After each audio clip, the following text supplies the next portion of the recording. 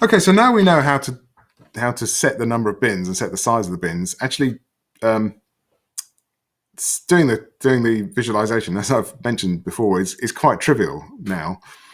So here's my code for drawing this figure on the right. This is a daily total sales distribution. So this adds up all the sales from all the products in Crisco's data, adds them all up, and so for example, on the 1st of January, there were 526 of product A, 3 of B, and so on. And so there were total, on that particular day, there were a total of 2,704. We add them all up, and then we can draw this figure easily, a distribution of the data, and we can see it's roughly normal by deciding where's our minimum value. Okay, so the things you would want to change is what's the minimum? Well, you can see, actually I could set it to about 2,200, but we're not quite sure. There might be something down here, so best to set it a bit beyond that. So I've set it to 2,000, which is that value there. I'm not sure you'll be able to see that, but that's 2,000, and this one here is 3,400. So I've chosen I've chosen 3,500, which would be this value, and then the bin width I've decided to make 50 in this case. So we've got something like what's that? 1,000. This looks like about 30 bins. I think there's 2,000 to 3,500, so 1,500 range, and so if we divide that by 50, there'll be 30 bins, each with 50.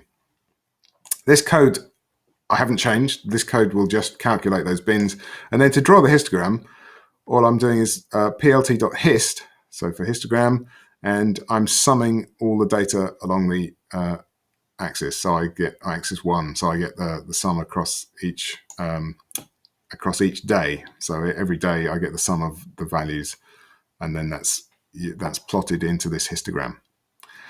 What else have I done? Oh yes, bins equals bins. That's just saying the bins it's going to use are these bins that I've calculated here. And then edge color equals W. That's so I can get some distinction between the different columns in this histogram. So there's some white lines between them.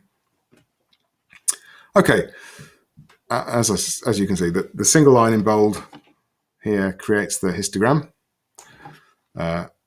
and it's approximately bell-shaped, normal, slightly skewed left, meaning that it's slightly higher on the left-hand side than it is on the right. And the height of the tallest column is 40 for the bin 2,400 to 2,450. What that means is, in terms of interpreting that data, it's telling us that there were 40 days where the total sales were between 2,400 and 2,449. Okay, so if you think about the 1st of January here, when we said it's 2,704, that's going to be one of these columns. It's not this column here, which is 2,400. It's going to be one of these columns here somewhere, 2,700. I can't quite make it out. I think it's this one here. So that, is telling you which the 1st of January would get put in this column, and it looks like there are about 30 days in that in that column.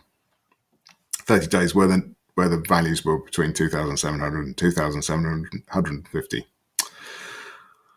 Okay, that's the first plot. Let's have a look at doing subplots.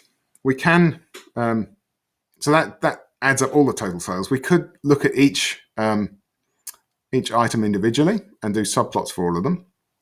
So this code, so I'm going to show you the whole code here.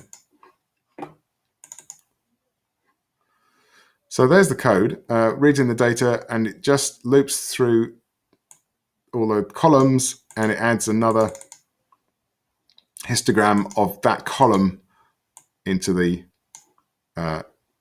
picture. So this is it's doing subplots. So we create this plot, this figure as the plot, put a title on it, and then add extra plots to it, working through each column of the data. So in this one, I'm not because each column would be so different. So A, F, and L, if you remember, the very high volume. The others can be low volume or medium volume. I don't want to decide too much about what the what the bins are going to be. So I let matplotlib do all that. I don't use that bins code. Again, the single line in bold is creating the histograms in this case. You've got to be careful when you're interpreting this because the axes aren't comparable. So if you look at product A, looks like we're looking at 50. Over 50 is the maximum. Whereas if you look at something else, you probably can't read this. Product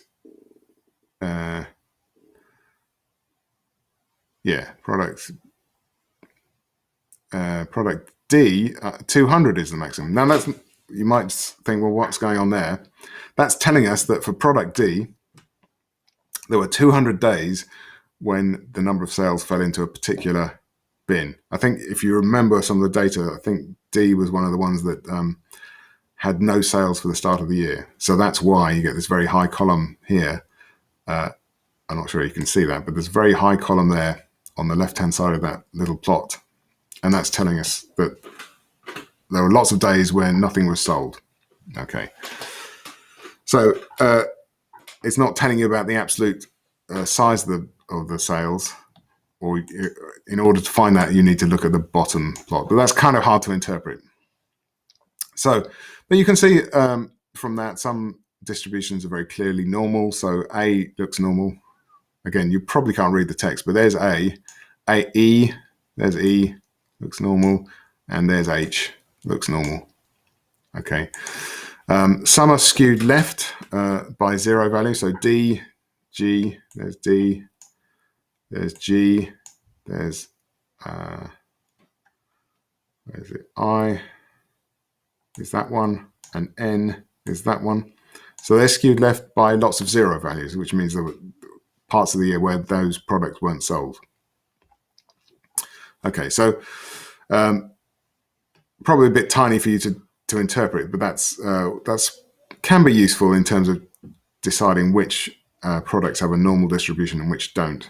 And if they don't have a normal distribution, then there's something interesting going on, perhaps. But there's rather too many of them there. So what we can do is just restrict our plots to the high volume. So use the segmentation. So this uses the same code, but now I am calculating. I want to compare them directly. So I'm setting the bins to be the same for each of these figures. So I set the max, the min, and the width of the bins. Okay. And then I draw subplots for each of those products. Now, how can you interpret them? You can see from that then that A has a much wider spread than F, but because their numbers are sort of between 450 and 500, both of them, 450 and 500, then it looks like they have more or less the same volume. L has an even wider spread. So if you think about these things, the higher the columns are, typically the narrower the spread. The wider the columns are apart, or the more spread out, the more spread out the data is. So this is a wider spread, and also the values are between 350 and 450. So this is telling us that L, as we knew, has lower product sales. So there aren't as many because they're pushed down, and so they've got lower total values. Or rather, the bins that they're sitting in have lower values.